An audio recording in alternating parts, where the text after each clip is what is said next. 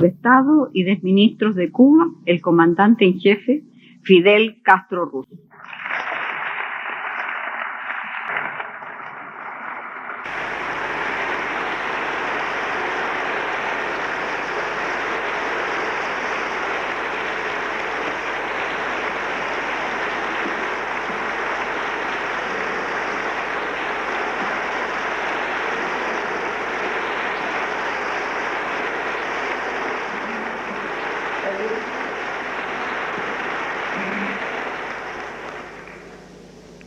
No asustarse por la cantidad de papeles y de folletos que traigo aquí, es simplemente para consulta en algún caso.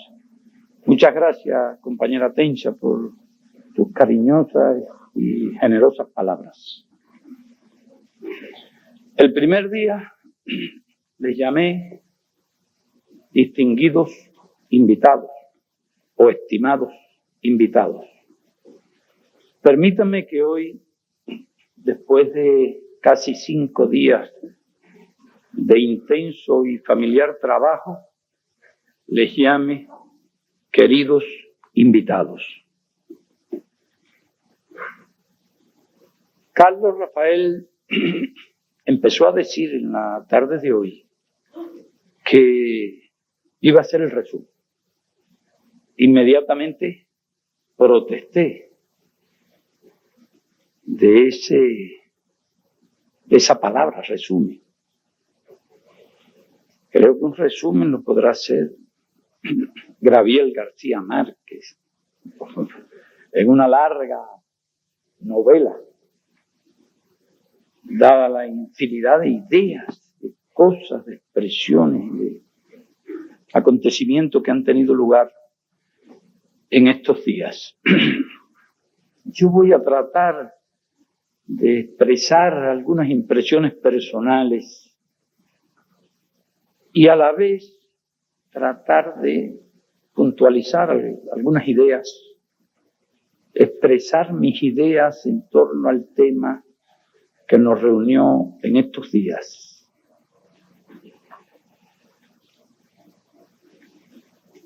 Tengo un privilegio, lo comprendo, y es el permiso que me ha dado Tencha para hablar, no sin límite de tiempo, porque todo tiene un límite. La paciencia de ustedes, la resistencia mía e incluso el sentido común, que aconseja no ser demasiado extenso. No tuvieron ese privilegio muchos de las brillantes personas, capaces, inteligentes, que hablaron en estos días. Comprendo lo que tiene que haber sido para ellos restringirse en torno a un tema tan complejo a 12 minutos, o 15 minutos, o 20 en algunos casos. Pero yo he pasado también por esa experiencia. He asistido a muchos eventos y he tenido también que atenerme muchas veces a los 8 minutos, 10 minutos, 20 minutos, y no lo he podido hacer tan bien como lo han hecho ustedes aquí en estos días. Me veo en la necesidad de responder a algunas de las imputaciones que se han hecho en torno a la actividad de Cuba con relación a este problema, a este dramático problema. Una de las imputaciones que se le quieren hacer a Cuba es la de que tiene una posición oportunista. Esa es una frasecita que le gusta mucho a nuestros vecinos del norte. Y que estamos tratando de mejorar relaciones, mejorar la imagen de Cuba. Y una serie de teorías realmente peregrinas. Creo que el esfuerzo que venimos haciendo en torno a esto no lo justifica ningún intento de ganar imagen, y eso está muy alejado de nuestra mentalidad. Creo que todo eso de imagen, de propaganda, es propio del sistema que ellos representan, y se imaginan por eso que todo el que hace algo, haga algo en este mundo, es por razones de propaganda o de imagen. Y como le decía a los trabajadores en la reunión anterior, y decía recientemente en el acto del 26 de julio, con imagen no se alimenta ni siquiera un tomeguín. Creo que este es un problema demasiado serio y no debemos dejar que nos confundan o nos engañen, ni debemos dejar que tales insidias avancen. Por eso yo traté de buscar algún antecedente desde cuándo empezamos a hablar de este problema. Y casualmente encontré un antecedente de hace 14 años. Y fue precisamente en Chile, cuando visitamos el país, a raíz del triunfo de la Unidad Popular. En aquella ocasión, entre infinidad de actos, me invitaron a hacer una breve visita a la CEPAL, cuya sede está en Santiago de Chile. Y allí se improvisó un diálogo. De todos aquellos discursos quedaron escritos. Y yo recogí algunas palabras de aquel día. Hace 14 años, la deuda, nadie sabe si tendría 30.000 o 40.000 millones, era la deuda en aquella época. Y yo decía, hemos leído en estos días que Chile debe más de 3.500 millones. Se sabe que, por ejemplo, Uruguay debe algo más de 800 millones. Y que ese país tiene que pagar ya 80 millones por año. Exporta, no sé si 190 o 200 millones. Tiene que importar por lo menos esa misma cifra para un mantenimiento. Para un mantenimiento. Para un difícil mantenimiento en condiciones en que sus productos básicos tienen problemas en los mercados. No solo problemas de intercambio desigual, sino problemas incluso de mercados. Se dice que la República Argentina debe unos 5.000 millones. Ignoro cuánto debe cada uno de ellos. Pero lo que me pregunto es cómo van a pagar. ¿Cómo le van a pagar a Estados Unidos? ¿Cómo van a satisfacer la deuda exterior con ese poderoso país? ¿Y cómo van a satisfacer los dividendos? ¿Y cómo van a mantener un nivel mínimo de subsistencia? ¿Y cómo van a desarrollarse? Problema en la realidad muy serio, de hoy o de mañana o de pasado mañana. Problema que nos lleva a la realidad de nuestros países.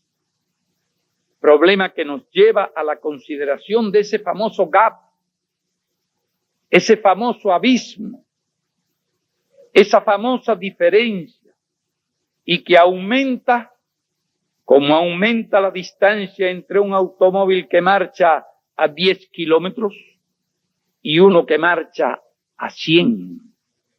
O un automóvil que marcha a menos de 10 y otro que marcha a más de 150.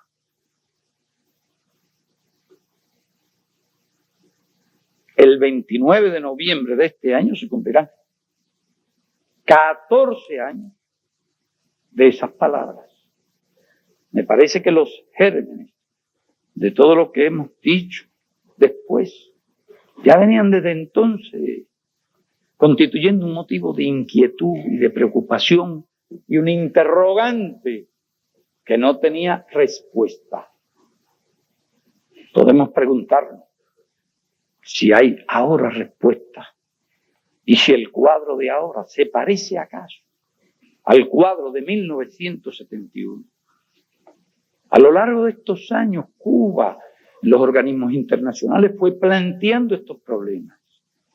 Y me veo en la necesidad de recurrir a otro material que ya empleé en la reunión sindical, y por eso le pido a los casi 100 dirigentes sindicales que permanecieron aquí que me excusen de tener que escuchar otra vez sobre la misma cosa.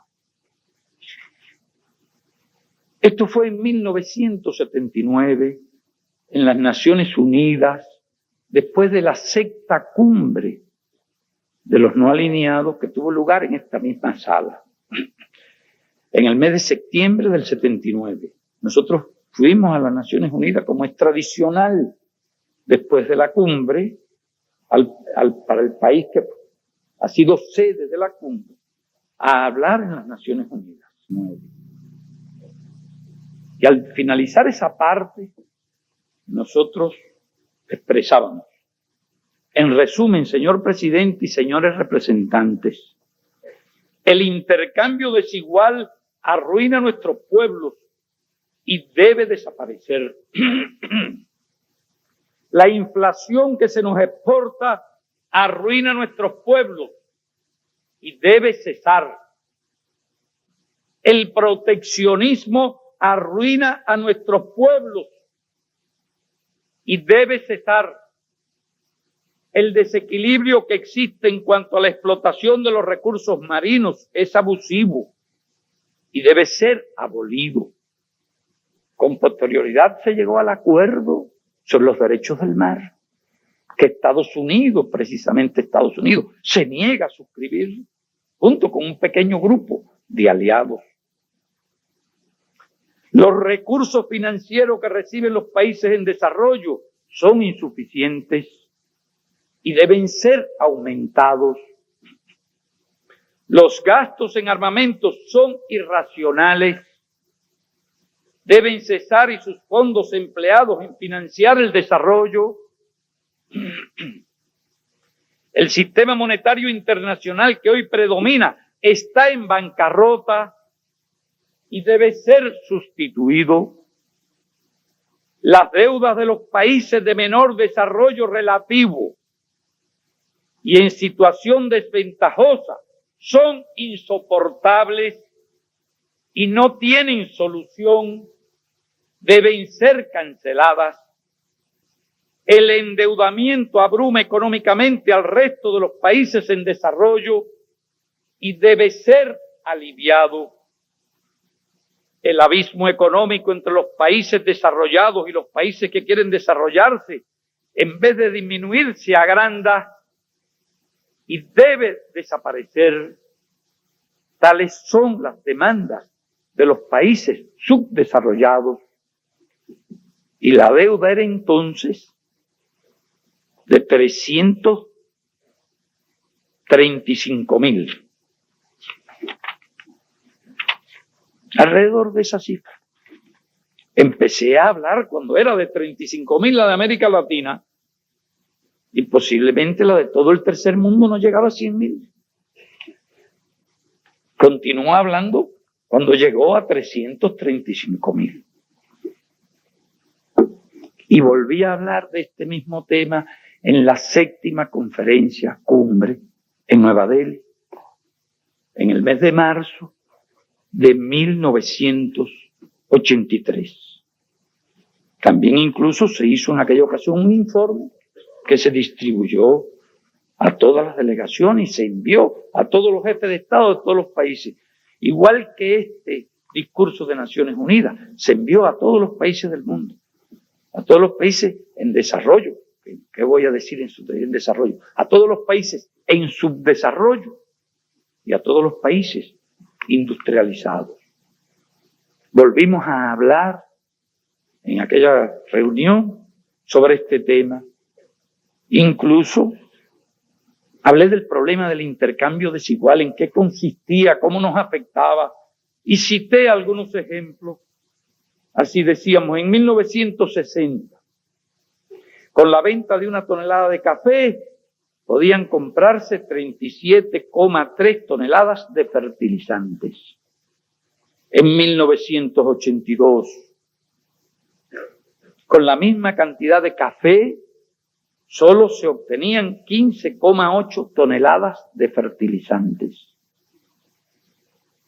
Nosotros, los países del tercer mundo, por lo general, exportamos café, cacao, otros productos, E importamos fertilizantes de la industria química del mundo desarrollado. Y para producir café hace falta fertilizante, o producir maíz o trigo. Sin embargo, hay que entregar cada vez más café para tener cada vez menos fertilizantes. Y no quieren que haya hambre. En 1959, con los ingresos obtenidos por la venta de 6 toneladas de fibra de yute, podía comprarse un camión de 7 a 8 toneladas. A fines de 1982 eran necesarias 26 toneladas de yute para adquirir el mencionado camión. En 1959, con los ingresos obtenidos por la venta de 1 tonelada de alambrón de cobre, podían comprarse 39 tubos de rayos X para uso médico. A fines de 1982, con esa misma tonelada, solo podían adquirirse 3 tubos de rayos X. Nosotros somos exportadores de yute, alambrón de cobre, es lo que exporta Perú, es lo que exporta Chile, exportan otros países, o exportan aluminio. Y cuando se comparan todos los productos que exportamos con los que importamos, pasa lo mismo. Entonces importamos equipos médicos sofisticados, rayos X, distintos componentes electrónicos de todo tipo, que es lo que produce en el mundo industrializado, con un salario muy alto. Entre nosotros, ¿con qué salario los producimos? Si aquí se ha hablado de salarios mínimos de $30 en Perú, de 30 o 40 dólares en Bolivia, en Brasil, en Chile como salarios mínimos. Y en esa misma ocasión, yo cité otros ejemplos. No creo que hagan falta más para captar la idea de la tragedia que estamos padeciendo con este saqueo despiadado. Y entre las cosas que planteábamos en el 83 en marzo, luchar sin descanso por la paz, por mejorar las relaciones internacionales, por detener la carrera armamentista, por reducir drásticamente los gastos militares y exigir que una parte considerable de esos fondos cuantiosos sean dedicados al desarrollo del tercer mundo. Lo mismo que veníamos planteando en el 79 en las Naciones Unidas.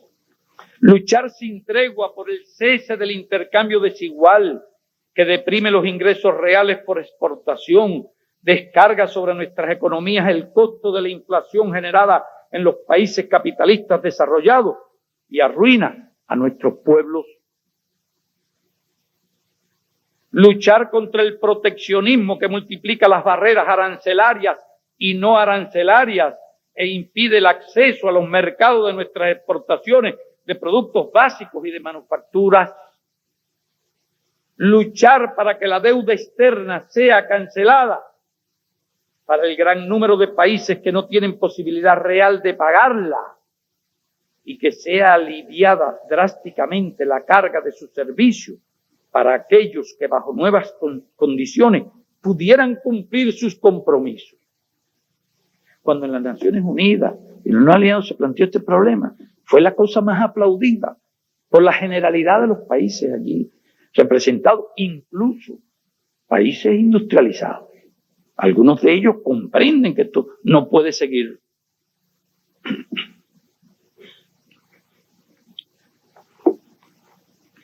Son las mismas ideas. Solo que se veían venir el problema y se venía a venir y se veía venir. Ya en el 83 la deuda externa ya estaba llegando a los 600.000. Es decir, que yo iba de 10 en 10, de 30.000 o 30 y tantos mil a 300 y tantos mil y después al doble y después el triple. Ahora es exactamente el triple, ahora este problema ha hecho crisis. Ahora la América Latina sola debe tanto como debía todo el tercer mundo y debe más que lo que debía todo el tercer mundo en el año 79. Es decir, la crisis maduró, se agravó terriblemente, se hizo insoportable y es la razón por la cual estas mismas ideas, más adaptadas a estas realidades, porque se va cambiando el tono de una consigna a otra. La primera vez se habla las deudas de los países de menor desarrollo relativo y en situación desventajosa son insoportables y no tienen solución. Y ya después se plantea,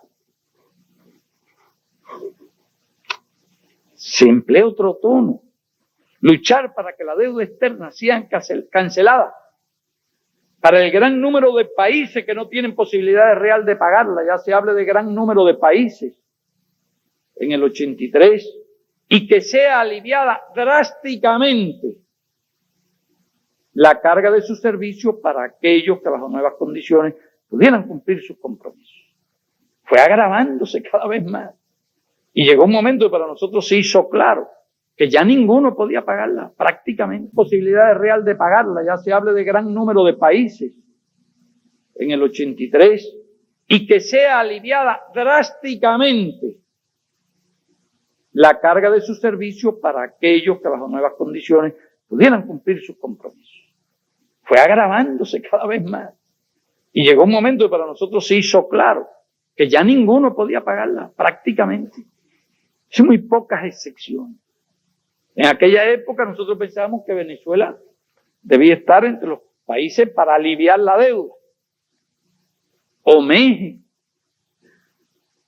Pero después nos dimos cuenta que países petroleros como Nigeria, Venezuela, México, habían caído en una situación tal que no se podía excluir a esos países de la consigna de anular la deuda también para todos esos países. En definitiva, para todos los países del tercer mundo. No tengo intención de ofender a nadie al plantear que se anule la deuda de todos los países del tercer mundo, porque estoy pensando que luchamos por algo justo, por algo razonable. No, eso no tiene el propósito, ni mucho menos, de ofender a nadie, sino de incluirla en una reivindicación que hace muchos años veníamos pidiendo para una parte de los países, cuando la situación no era tan grave como es hoy. Hoy los precios se han deprimido, incluso los del petróleo. Es cierto que los precios del petróleo tuvieron incidencia en la crisis, no fueron la causa de la crisis. Y la mejor prueba es que los países exportadores de petróleo tienen la crisis. Agravó, pero ¿quién fue el responsable de la crisis petrolera? Los países capitalistas industrializados abandonaron las minas de carbón, se dedicaron a derrochar el combustible barato.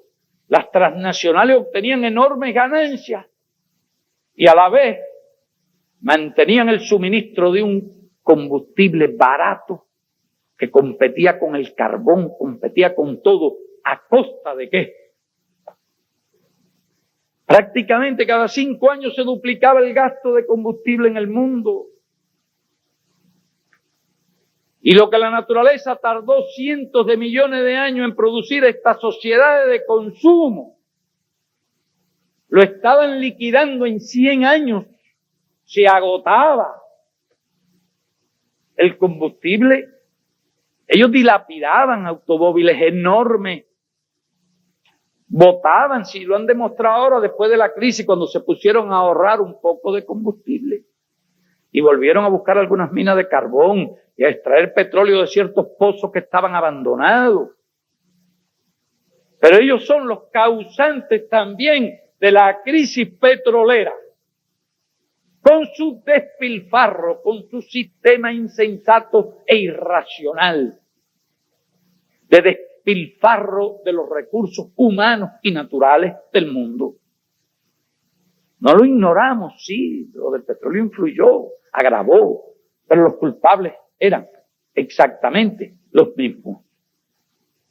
Nosotros, el único cambio del 79 y del 83 fue llegar a la conclusión lógica de que ya, cuando el tercer mundo debía 1 millón de millones, casi 1 millón de millones, no se podía excluir ya ningún país del tercer mundo.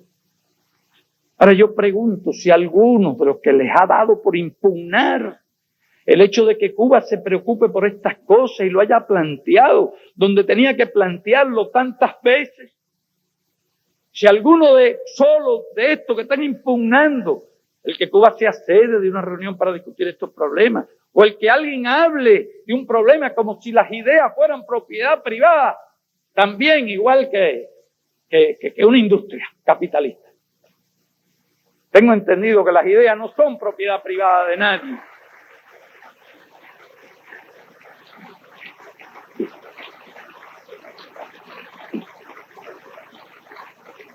Y hay que preguntarle a los que están impugnando que si Cuba no es escenario, que qué derecho tiene Cuba. Si alguno de ellos, hace 15 años, hace 10 años, hace 6 años, 5 años, 3 años o 3 meses, habló del problema. Porque aquí un hombre demostró que hace 3 años habló del problema, que fue Capriles, lo demostró aquí con su editorial del mes de enero de 1983. Y planteó el problema en términos bastante parecidos.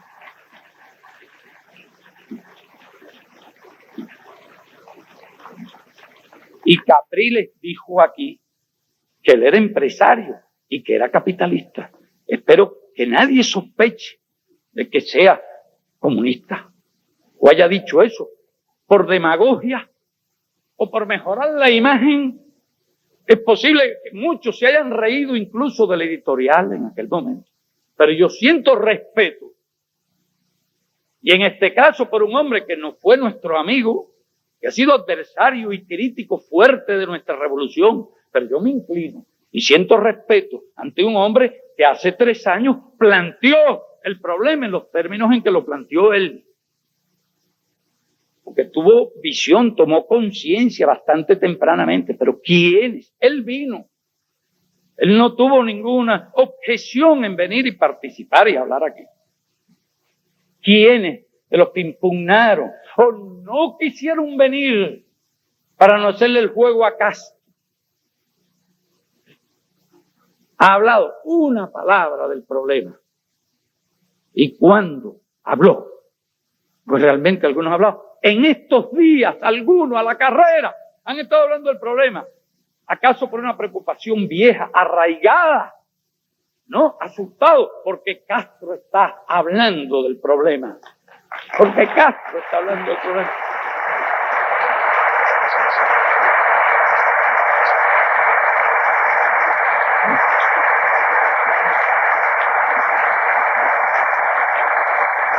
Y hasta dicen que lástima que sea un comunista el que esté hablando de este problema. Pues no, pues Capriles no es comunista. Y el cardenal Ans no es comunista.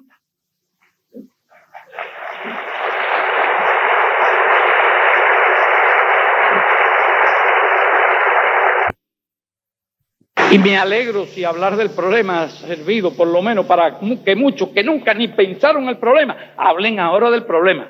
Me alegro, porque lo que hace falta es que ahora todo el mundo hable del problema.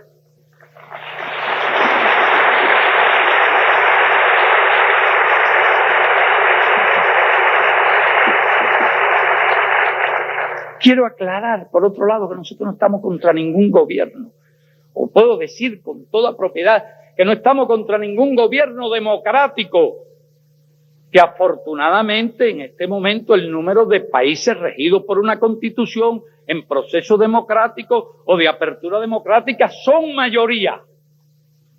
Esto es en parte resultado de la lucha del pueblo argentino, del pueblo uruguayo, del pueblo brasileño, 3 países muy importantes.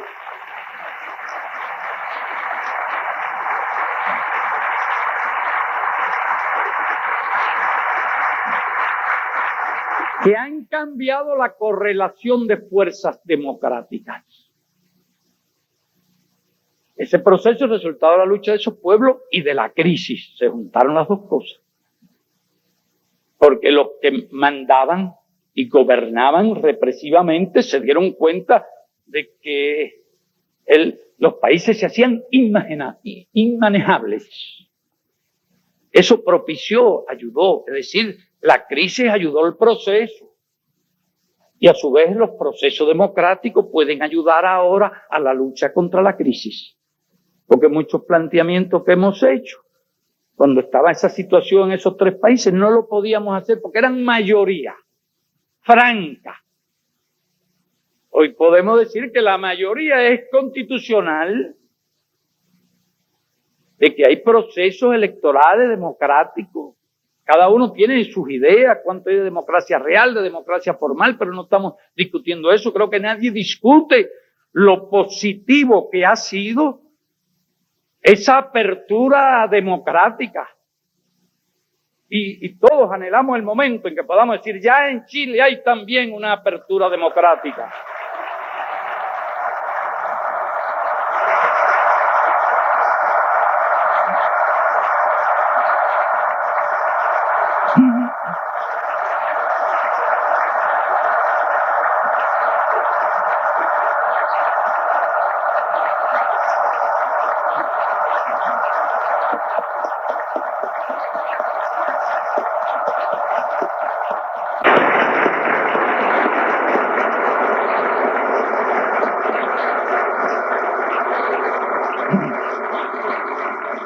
Y vendrá.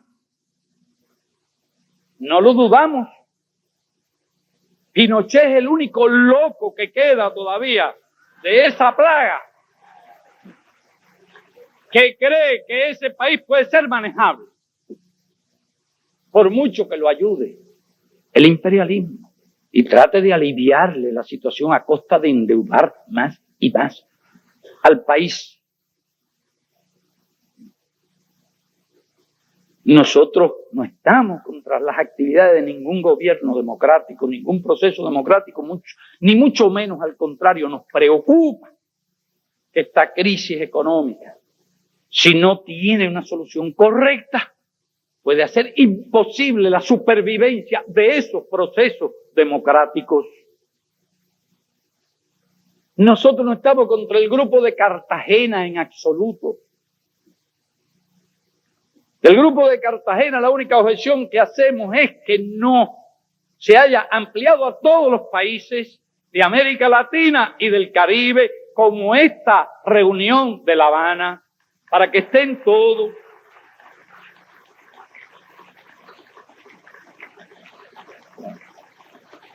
Se utiliza el argumento de que son los principales deudores, pero este mundo no es de principales y otros no principales, porque en las Naciones Unidas todos los países, grandes y pequeños, tienen un voto. Y esta batalla posiblemente hay que llevarla a Naciones Unidas, a la OEA, a 20 lugares, y hacen falta esos votos. Bien, que este grupo lidere, el actual Grupo de Cartagena, que sea un comité director, coordinador, los fundadores del grupo, y que los demás se sumen. No se puede explicar ni justificar bien por qué no hay ningún país de Centroamérica en el Grupo de Cartagena, por qué no hay ningún país del Caribe en el Grupo de Cartagena. Hay algunos, Santo Domingo está, pero no está Jamaica, no está Trinidad Tobago, no están otros muchos países. Nosotros en nuestra reunión nos preocupamos mucho de que hablara cada país. No importa si tenía 250.000 habitantes o 100.000. Era un país que tiene su himno, su bandera, su soberanía, sus derechos, y hay que respetarlo.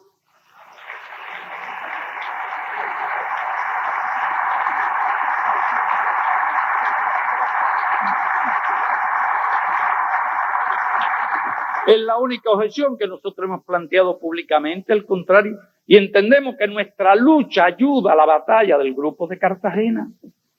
No tenemos nada y estamos dispuestos a apoyarlo en su lucha por encontrar una solución correcta de este problema. No estamos contra el CELA, ni mucho menos. Si Cuba fue uno de los primeros países que participó en la fundación del CELA, cuando a iniciativa del presidente Luis Echeverría de México se crea esa organización económica latinoamericana, uno de los primeros países con el que se habló y que primero dio su apoyo fue Cuba. Estamos en el CELA, apoyamos, estamos de acuerdo con que el CELA juegue un papel, ya que es un organismo latinoamericano y del Caribe que juega un papel en la búsqueda de una solución correcta de este problema. Estamos de acuerdo y apoyamos la idea de una reunión de jefes de Estado que fue lanzada primero por el presidente Alfonsín de Argentina a raíz de su visita a México, y después lo hizo el presidente Febres Cordero y propuso que incluso las Galápagos, patrimonio de la humanidad, fuera la sede de la reunión. Y después la propuso el presidente Alan García, que acaba de tomar posesión del gobierno de Perú. 3 presidentes la han planteado. Nosotros, ustedes la apoyaron, nosotros la apoyamos entusiastamente la idea de una reunión de jefes de Estado. Ustedes saben que nosotros por la OEA no tenemos ninguna simpatía, pero incluso si la OEA se reúne, como dice que se va a reunir, como se afirma que en septiembre van a invitar a los ministros de Hacienda y los ministros de Economía a una reunión en Washington, magnífico, que se reúnan allí, que sienten a Estados Unidos allí delante, sí, en el banquillo de los acusados, que discutan con él, que le planteen las realidades y que exijan soluciones.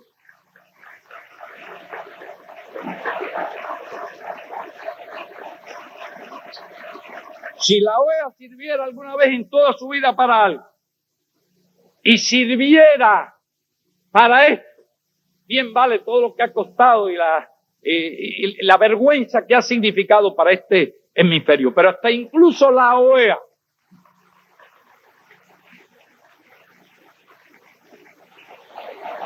no estamos en pugna contra nadie, y todos los pasos que hemos dado lo hemos hecho conscientes de que esta lucha ayuda a los demás países. Y no se trata de que nuestras posiciones sean radicales por ser radicales. Yo no creo que nuestras posiciones sean radicales ni maximalistas como dicen. Han dicho algunos que es maximalista. No. Es realista. Otro dice que es iluso. Los ilusos son los otros, los que creen que esto tiene solución de otra forma. Me culpan a mí de decir que la deuda es impagable. Bien, la culpa hay que echársela a Pitágoras, a Euclides, a Arquímedes, a Pascal.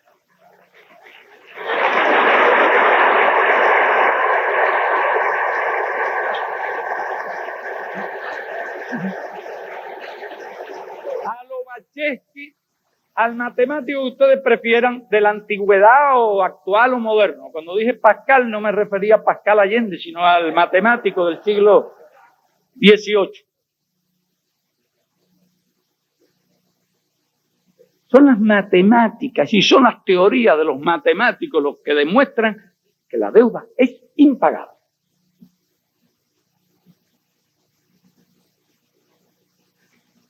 Bien. Yo tengo que hablar de eso.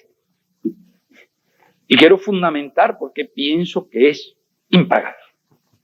El canciller peruano, Alan Wagner, restó importancia a la anunciada suspensión de la ayuda económica y militar norteamericana a Perú y recalcó que es un asunto de menor cuantía magnificado por la prensa internacional.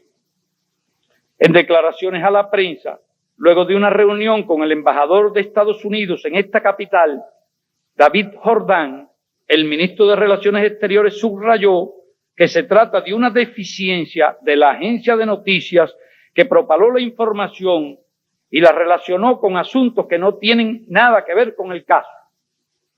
Agregó que la explicación de la enmienda Brooke-Alexander es un dispositivo legal que Estados Unidos pone en práctica en forma automática cuando se producen atrasos en los pagos de la deuda.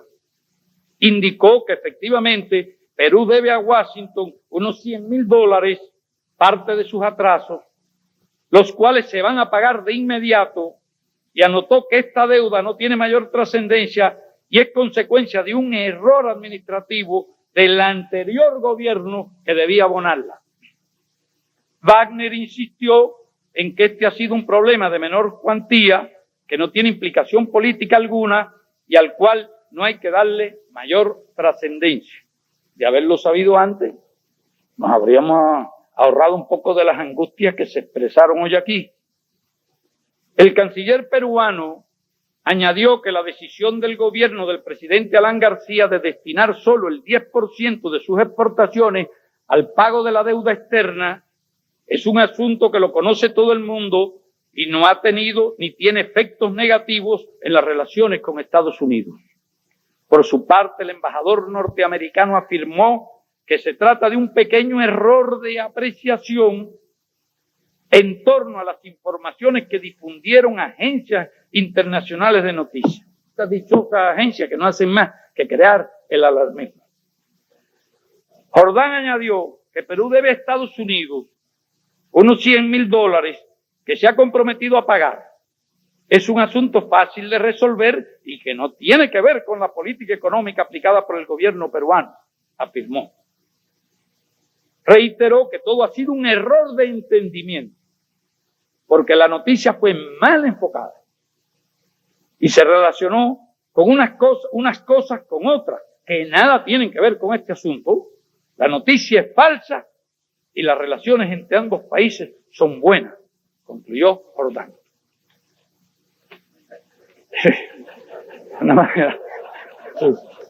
Son gente sincera estos norteamericanos. Lo dudo, este gobierno es un modelo. Todo fue un malentendimiento, un mal enfoque, una equivocación.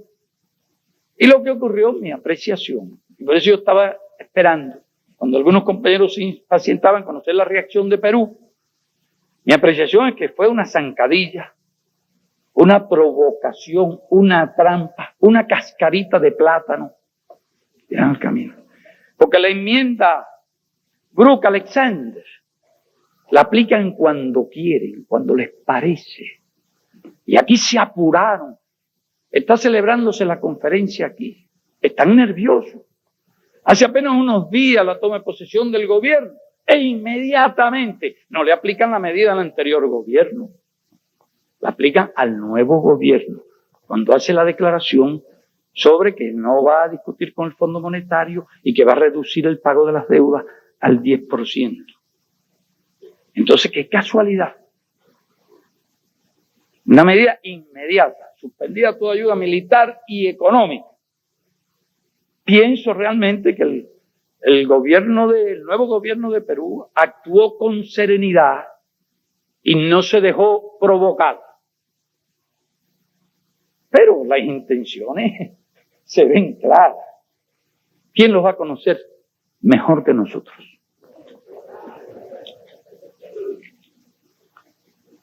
Quise explicar esto antes de proseguir, porque tendré que hablar también de la fórmula del 10%. Decía que las matemáticas demostraban que era impagable la deuda, como regla. Pero yo creo que la regla no tiene excepción. Y créanme que escuché con mucho respeto, y seguiré escuchando con mucho respeto, los argumentos de todos aquellos que piensen que sí, que es posible pagar. Crean que es posible, pero yo no tengo esa apreciación. De algunos no hay ni que discutir, pero de los pocos que pareciera posible, digo que es imposible. ¿Pero qué son estos números? A veces hay que traducirlo a algo. Un día se me ocurrió calcular cuántos años tardaba en contarse la deuda externa de América Latina. Si un individuo se ponía a contar la deuda a $1 por segundo. ¿Sabe cuántos años? 11.574 años.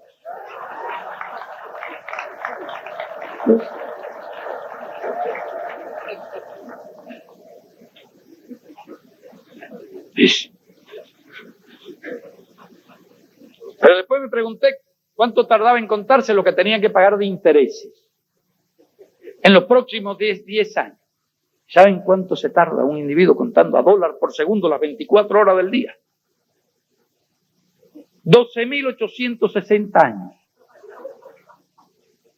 Pero si dicen que somos unos exagerados, que hemos puesto a un solo tipo a contar a dólar por segundo, le decimos, no, pongan 100 tipos. ¿Cuánto se tarda? 128 años.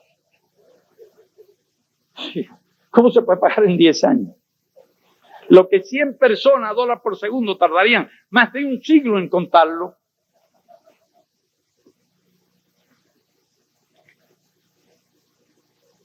Es más, si todos los que están aquí se ponen a contarlo, tardan casi 3 años en contarlo.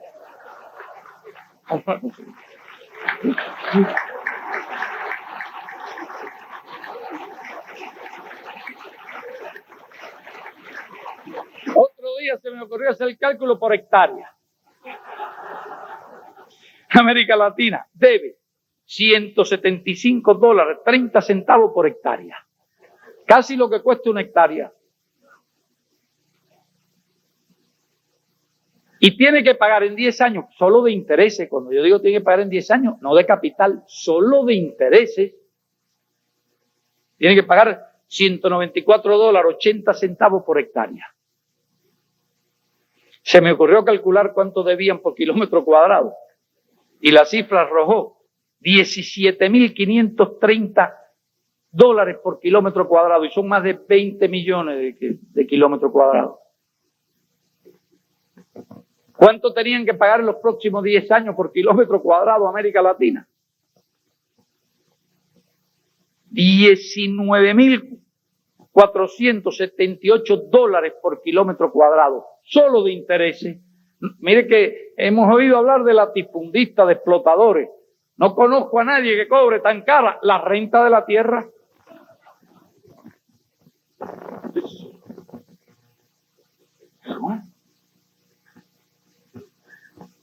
¿Cuánto debe cada habitante? Unos más y otros menos, como ustedes saben. Debe $923 por habitante, 390 millones de habitantes. ¿Cuánto tiene que pagar de intereses, no de capital? $1.025 por habitante en los próximos 10 años. El costo de la vida, por lo que se puede apreciar, se hace realmente insoportable. Si solo por respirar tenemos ya que pagar $1.025 como promedio cada uno de nosotros. Hay países como Costa Rica, que no son muy grandes, que deben $100.000 por kilómetro cuadrado. ¿Cómo paga?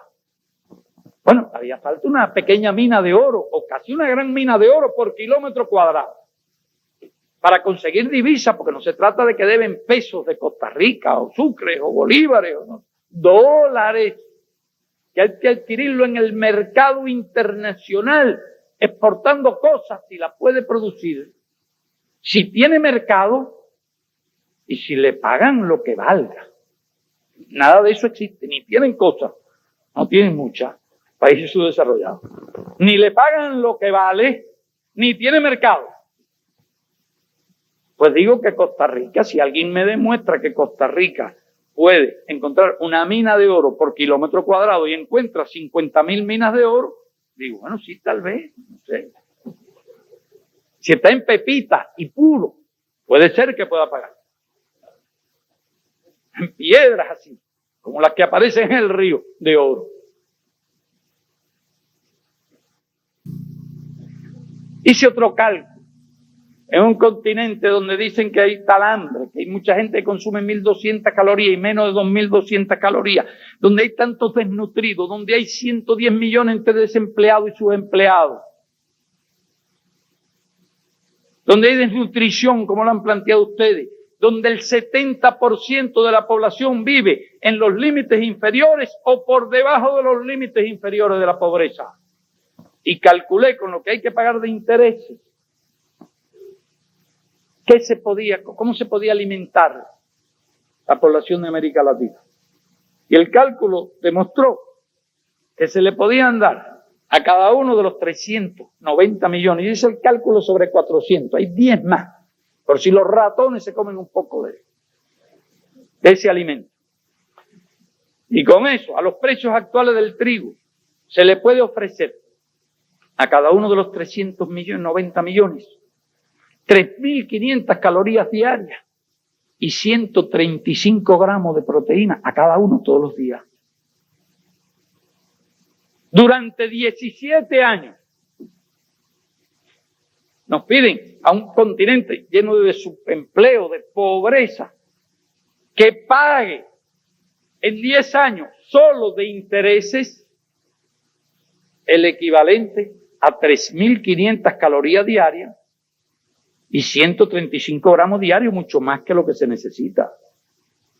Durante 17 años, solo de intereses.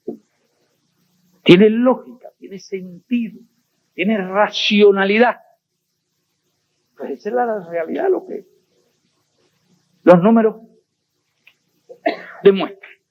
Pero los hechos demuestran que no es fácil pagar eso, como decía.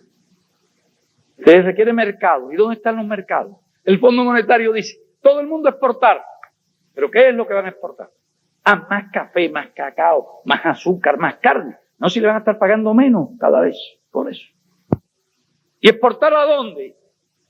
Si el proteccionismo se multiplica todos los días, con medidas arancelarias y no arancelarias, todos los días hay un país afectado. Hoy México, antier el otro país. A México le afectaron las exportaciones como en 3.000 millones de dólares este año al suprimirle ciertos derechos arancelarios, ciertas preferencias. Así, de un plumazo, ha quitado. Uno de los representantes de Colombia hablaba hoy de las minas de carbón. Y efectivamente, un yacimiento grande de carbón a cielo abierto es una riqueza importante. Pero ya yo sé también que al bajar el precio del carbón de $50 a $39,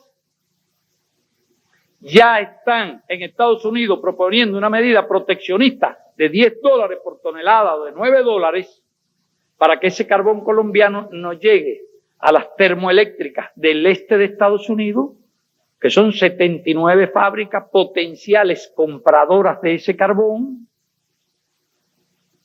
Y ya surgieron las empresas carboneras de Estados Unidos a exigir un impuesto. Y puede ocurrir perfectamente que un país haga un enorme esfuerzo, un enorme gasto, y cuando empiece a exportar el carbón, le pongan una tarifa arancelaria al carbón de $9, porque esos señores tienen mucha más importancia en el Congreso de Estados Unidos. Mucho más peso. Y en Estados Unidos, solo con relación a Japón, porque la guerra de ellos entre todos, no solo con nosotros, hasta con sus competidores, hay más de 80 medidas proteccionistas propuestas en el Congreso de Estados Unidos contra Japón. Porque están desesperados, en su locura ya no hayan como en el enredo cómo resolverlo. Y se le inventan el proteccionismo una vez más. Y nos están aplicando medidas proteccionistas duras. Los productores de azúcar. Aquí habló el martiniqueño que Central se cerró. Los panameños saben que el Central Bayano, uno de los que hicieron allí una gran presa para electricidad, un moderno central, está cerrado hace 4 años. Pero claro, si en el 81 Estados Unidos compraba 5 millones de toneladas de azúcar, el año 84 compró 2,7, este año compra 2,6 y en el año 87 estará comprando 1,7. ¿Cómo en 6 años puede soportar la economía de unos países que producen azúcar? El que le reduzcan el mercado de 5 millones de toneladas a 1,7. Y fue el mismo mercado que nos quitaron a nosotros y lo repartieron, cuando repartieron dulces por todas partes. La cuota nuestra, a cambio del aislamiento de Cuba, ¿por qué se olvidan esas cosas? Nosotros no queremos recordarlo, pero pasó, es triste, pero pasó. Y ahora les arrebatan la cuota. Es que han hecho una revolución socialista. No que yo tenga noticia. No, no sé que esté mal informado por culpa de estas agencias cablegráficas. Pues,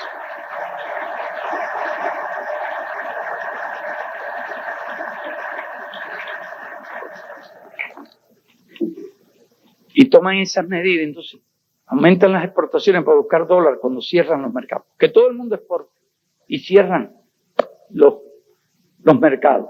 ¿A dónde van a exportar? Sí sabemos que en el mundo hay millones de necesidades, pero los que la tienen no tienen el dinero para pagarlo. Y le exigen a los países latinoamericanos dólares para pagar los intereses de la deuda. Ya nadie discute el capital, ni a ellos les preocupa. Porque ellos saben que cada 8 o 9 años recuperan el capital y lo vuelven a recuperar y en 30 años lo recuperan 3 veces y media. Se pueden olvidar del capital que con los intereses solamente resuelven el problema. ¿Dónde van a exportar? Pero además viene el Fondo Monetario y se reducen las importaciones. ¿Cómo van a aumentar las exportaciones? Y como se dijo aquí, y todo el mundo sabe, hacen falta determinados insumos, equipos, piezas de repuesto, para incrementar la producción y para aumentar las exportaciones. Y si lograran ese milagro, y algunos países lo lograron por un año, eso no se puede lograr mucho más de un año. Se acaba el stock de materia prima, de piezas, de equipo, hay que reemplazar. Ya no hablo de desarrollo. Y eso dura un año, lo que dura un relámpago. Y al mismo tiempo dice, bueno, sí, importen menos. ¿De dónde van a sacar? Para incrementar las exportaciones. Y si las incrementan, ¿dónde está el mercado? Y si le incrementan en el mercado, ¿qué precio le pagan? Si sabemos que en el año 84 los países latinoamericanos exportaron mercancías por 95.000 millones de dólares. ¿Sabe usted qué esfuerzo? Elevar la producción de 75.000 millones a 95.000 millones y con precios deprimidos. Bien, ese mismo dinero lo habrían conseguido, ese mismo poder adquisitivo lo habrían conseguido en el año 80 con 75.000 millones. Con un 22% menos de mercancía trabajaron, se mataron produciendo más. Lo fueron a exportar y le dan lo mismo que le daban por el 22% menos de mercancía en el poder adquisitivo de esa mercancía. 4 años antes. ¿Qué país y qué economía se puede adaptar a todas esas catástrofes y a todos esos efectos? Y luego viene el Fondo Monetario Internacional y le dice, no, además, quiten la barrera arancelaria. A todo el mundo le aconsejan y la receta de Chicago. Parecida, el Fondo Monetario siempre perteneció a la escuela de Chicago. Por lo que se ve. Quiten la barrera, compitan. La competencia de que hablaba Tommy ayer, entre el león y el cordero. Yo cuando pasé por allí le pregunté, Tommy, ¿cómo tú dijiste entre el león y la foca? Dice, no me tergiverse. Yo dije entre el león y el cordero, y entre el tiburón y la foca. Correcto. 2 ejemplos excelentes que puso ayer en su brillante intervención nuestro amigo Tommy. Bueno, compitan, hagan competir que allá con las máquinas, robots en Japón y con la producción automatizada. Por eso fue que según me contó un uruguayo, hasta la fabriquita que tenían de hacer adornos de la cabeza, la pusieron a competir con una transnacional de Corea del Sur y a los pocos días estaba arruinada la fábrica, cerrada, y estaban importando los adornos de la cabeza de Corea del Sur. Esa es la receta. Y dicen, quiten las barreras arancelarias. Y mientras ellos, los países industrializados, las elevan con relación a nuestros productos. Y así, si todas estas son realidades que no debemos olvidar, si no olvidamos el intercambio desigual, no olvidamos las tasas excesivas de intereses, si no olvidamos de todos los trucos y todos los actos de piratería que están cometiendo, entonces pudiera uno empezar a soñar un día, un solo día nada más, de que la deuda se puede pagar. Pero es que hay otras muchas realidades. Y cuando partimos de esas realidades, sí, y estoy hablando de realidades económicas, no resuelven la fórmula técnica ninguna. Si precisamente en esas entrevistas yo estoy explicando y tratando de explicar distintas hipótesis, establecí 4 hipótesis. Nuestro amigo Juan Bosch partió de esas 4 hipótesis para explicar el problema en Santo Domingo. ¿Qué ocurría con la deuda dominicana? Bueno, ahora se ha planteado la fórmula. Yo había analizado la de B. Pagar con el 20% demostraba que no resolvía el problema. Ahora surgió la fórmula planteada por el nuevo gobierno de Perú del 10%. Indiscutiblemente que es un paso adelante plantear esa fórmula con relación a lo que está ocurriendo y plantear que no se va a discutir con el Fondo Monetario, plantear que se va a pagar solo con el 10% de las exportaciones. ¿Se sabe cuáles son las exportaciones de Perú? Exactamente 3.100 millones de dólares. Importaciones 2.900 aproximadamente. Deuda, ya se sabe, unos 14.000, se explicó aquí. De intereses solo hay que pagar más de 1.000 millones cada año. Ya es una restricción, se ve. Y no le agrada nada al Fondo Monetario ni al imperialismo que alguien plantee que va a pagar con el 10%. Pero la fórmula del 10% resolvería los problemas. Este problema. Y estoy hablando solo en términos económicos. En términos aritméticos. No resuelve. Y se demuestra claramente. Y por eso yo le pedí a unos compañeros que fueran a la computadora y me hicieran los cálculos. Yo, como ustedes saben, no tuve tiempo porque estaba aquí reunido con ustedes. Y le puse las hipótesis. El gobierno de Perú dice que va a pagar con el 10% durante un año. Yo digo bien, que no sea durante un año. Que América Latina aplique la fórmula de pagar solo con el 10%. Durante, no un año, 20 años. ¿Qué pasaría? Bien, suponiendo que haya 20 años de gracia, nada de capital y se pague solo el 10% de las exportaciones.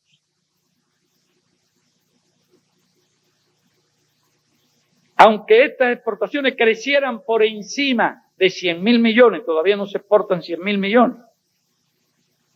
Suponiendo que crecieran por encima de 100.000 millones, el pago de intereses no rebasara los 10.000 millones anuales. La tasa de interés aproximadamente igual a la actual. Y que no se contraigan nuevos préstamos. ¿Qué pasaría? Al cabo de 20 años, ¿cuál sería la situación? Si habían pagado en 20 años 200.000 millones de dólares, toda la América Latina, aplicada esta fórmula al conjunto de países, y la deuda pendiente al cabo de 20 años, cuando se sumara el capital y los intereses, y a su vez los intereses empezaran a cobrar capital, los intereses capitalizados empezaran a cobrar intereses. Pues bien, al cabo de 20 años, con esta fórmula del 10%, y suponiendo que nunca pagaran más de 10.000 millones, la América Latina deberá más de 5 veces lo que debe hoy, 2.075.140 millones. Espérese, déjeme explicarle. Porque hay el millón, el billón, el trillón.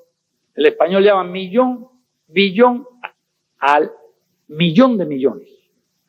Bueno, pues la deuda sería 2.075.140 millones de dólares.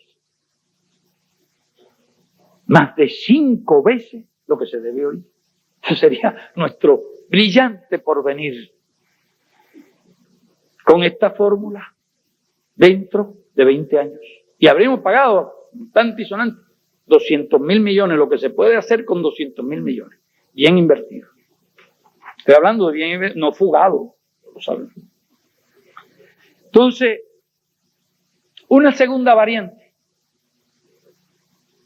Esta es una variante milagrosa. Supone 20 años de gracia. Que se pague la deuda y los servicios de la deuda con el 10% del valor de las exportaciones, sin ponerle límite, aunque pase de 100.000, llega a 200.000. Que la tasa de interés se mantenga como la actual. y que las exportaciones se incrementen las cifras fabulosas del 10% por año durante 20 años. Podríamos preguntarle a los dominicanos, a cualquier país, si de verdad, sin nuevos préstamos, en absoluto, pueden aumentar las exportaciones durante 20 años al 10% por año. Como una tasa promedio anual. ¿Qué pasaría al cabo de 20 años? Pues al cabo de 20 años, con ese 10% de esas exportaciones que aumentan un 10% por año, se habrían pagado 572.752 millones de dólares. ¿Y saben cuánto se debería en ese fabuloso hipotético caso? 1.198.715 millones de dólares. Aproximadamente 4 veces lo que se debe hoy. Otro brillante porvenir. Eso es lo que dice las matemáticas. Pitágoras, Euclides, toda esa gente que mencioné. Bien. Otra variante milagrosa, que los intereses se reducen al 6%. Y que desde luego no se paga más de 10.000 por año. Como en la variante 1 se pagarían 200.000 millones en 20 años, y al final, y suponiendo que se le imponga unos intereses que son la mitad de lo que son hoy, se deberían 885.732 millones de dólares. Un brillante porvenir. Hemos salido de la dependencia, totalmente. Habría que buscar a alguien que hiciera la cuenta cuando tardarían en contar eso. La deuda, en esa hipótesis. Pongo la otra, la perfecta ya, que sin un solo centavo nuevo de préstamo, logren el milagro de encontrar los mercados, los precios, todo, para incrementar a una tasa promedio del 10% durante 20 años, y con un 6% de interés, y pagando el 10% todos los años. Esa es la súper óptima. ¿Qué pasaría al cabo de 20 años? Al 6%. Es decir, habrían pagado 427.292 millones de dólares. Y todavía deberán 444.681. Una cosa fabulosa. 100.000 millones más que lo que se debe ahora. Brillante porvenir, después de hacer toda clase y todo género de milagros. De modo que no es una cosa caprichosa. Si en vez del 10 ponen el 5, pasa lo mismo. Porque el problema, hay que entenderlo bien, es que la deuda es un cáncer. Entiéndase que es un cáncer que se multiplica, que liquida el organismo, acaba con el organismo. Es un cáncer que requiere una operación quirúrgica. Todo lo que no sea quirúrgico, se los aseguro, no resuelve el problema. No se puede dejar una sola célula maligna.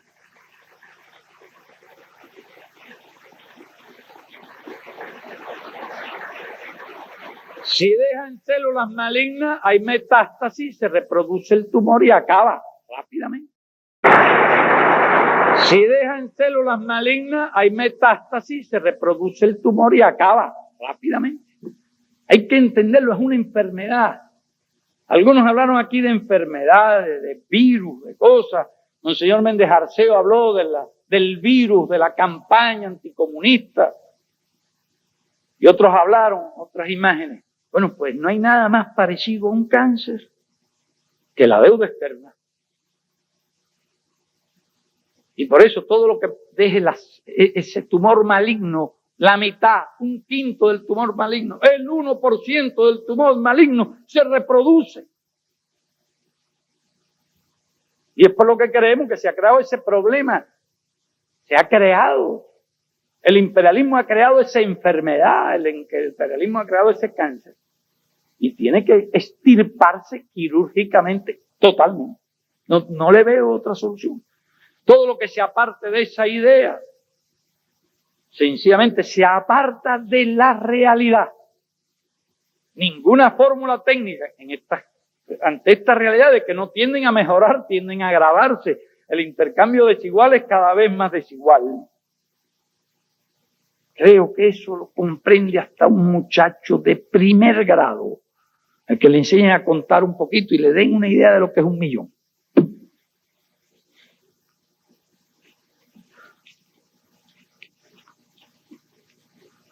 Ahora bien, eso es lo que demuestra cualquier análisis que se haga de la situación. Pero bien, ¿cómo resolver esto? Se ve que hay un cáncer, se ve que hay que resolver el problema. Y uno se pregunta, ¿de dónde van a salir los recursos? Que fue lo primero que yo me pregunté, meditando sobre esto. Digo, ¿dónde están los recursos? Y se ve claro que ahí los recursos existen en el mundo para resolver este cáncer que está afectando la vida de miles de millones de personas y que mata. Yo estoy seguro que mata más que el cáncer. Cuando analizamos todos los niños que se mueren en el tercer mundo, en el primer año de vida. Y cuando analizamos todos los que se mueren en los primeros 5 años de vida. Y los que mueren entre 5 y 15 años.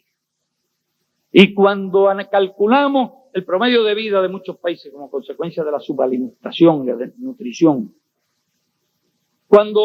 Y sin contar algo terrible, la cantidad de inválidos físicos e incluso inválidos mentales. Ayer se habló aquí de decenas y de cientos de millones de niños que crecen con sus facultades mentales limitadas.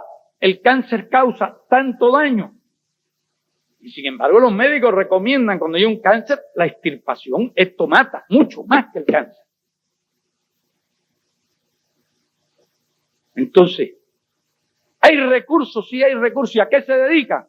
A preparar la muerte de la gente, a la guerra, a la carrera armamentista, a los gastos militares. 1 millón de millones en un solo año el mundo desperdicia en el juego de la guerra y en los gastos militares 1 millón de millones de dólares, más que toda esta deuda completa. No tiene una lógica elemental, no lo puede comprender cualquier ser humano, cualquier ciudadano, cualquiera que sea su ideología. No puede comprender que valdría la pena liquidar esta deuda con una parte pequeña de los gastos militares, porque nosotros no hablamos de la deuda de América Latina, hablamos de la deuda del tercer mundo.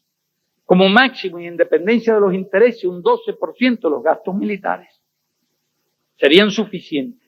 Pero además en los gastos militares están los recursos para el nuevo orden económico internacional, para establecer un sistema de precios justo para todos los productos del tercer mundo. ¿Pudiera ascender a cuánto? Bueno, a grosso modo, unos 300.000 millones de dólares todo esto. Podría incrementar el poder adquisitivo de los países del tercer mundo, que no van a guardar el dinero, tienen demasiado hambre para guardar el dinero. Lo van a invertir en industria, lo van a gastar de alguna forma. Todavía le quedaría 700.000 millones de dólares los gastos militares. Alcanzaría para destruir varias veces al mundo con esa locura, porque esa es otra enorme locura. Dijimos, bueno, existen en el mundo esos gastos. Vamos a tomar conciencia de que existen esos recursos para resolver este terrible cáncer que mata tantas decenas de millones y que invalida a tanta gente todos los años, que hace desgraciado a tantos millones de personas. Pero ya estamos asociando las dos cosas. Por eso asociamos, no se resuelve el problema con anular la deuda, con abolir la deuda. Volvemos a estar igual porque los factores que determinan esta situación están ahí presentes. Y nosotros hemos planteado esas dos cosas muy asociadas. Planteamos algunas otras ideas, porque esto hay que instrumentarlo. Como instrumentarlo hay que hacer conciencia. Primero tenemos que hacer conciencia entre nosotros. Pero hay que hacer conciencia no solo entre nosotros, sino en todos los países del tercer mundo. Es lo que puede darnos la fuerza. Hacer conciencia en los países industrializados. Hay que llevarle un mensaje a la opinión pública de los países industrializados, demostrarles que todo esto es una gran locura. Hay que dirigirle un mensaje a los trabajadores, a los estudiantes, a las mujeres, a las capas medias. Ellos tienen otros problemas. Y tal vez la cura de nuestros problemas pueda ayudar a resolver algunos de los problemas de ellos. Y por eso planteamos, es muy importante decirle a la opinión pública de los países industrializados, estas cuestiones que se plantean o esta fórmula que se plantean no los va a afectar. No va a incrementar las contribuciones, los impuestos. No hace falta. Si se quitan esos recursos de los gastos militares, tenemos que enviarle un mensaje a los depositantes en los bancos. Cuando ellos dicen que cualquiera de estas fórmulas arruina el sistema financiero mundial, hay que decirles no, eso es mentira.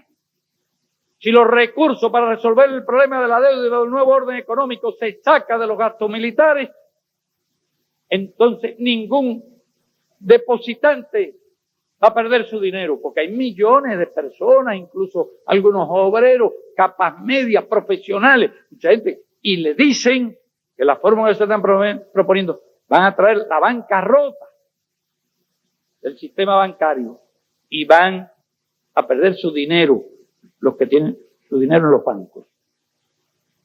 Hay que llevarle un mensaje a los obreros cuyo azote es el desempleo, porque es el azote de Europa, el azote de Estados Unidos, y decirle esta fórmula elevaría el poder adquisitivo de los países del tercer mundo y las industrias estarían más utilizadas y habría más empleo en esos países.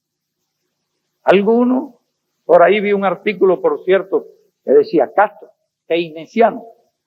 No sé si lo interroga o lo afirma. Yo voy a decir la verdad, ni me acordé de que había existido Keynes cuando me puse a meditar en estas realidades. Puede haber una cierta coincidencia en el hecho, desde luego, de que el incremento del poder adquisitivo de toda esa enorme masa de necesitados del tercer mundo va a incrementar el comercio y va a incrementar las exportaciones, va a incrementar el empleo. No se va a salvar el capitalismo, porque el capitalismo no tiene salvación posible. El problema es que no vayamos a morir nosotros primero que el capitalismo. Ese es el problema.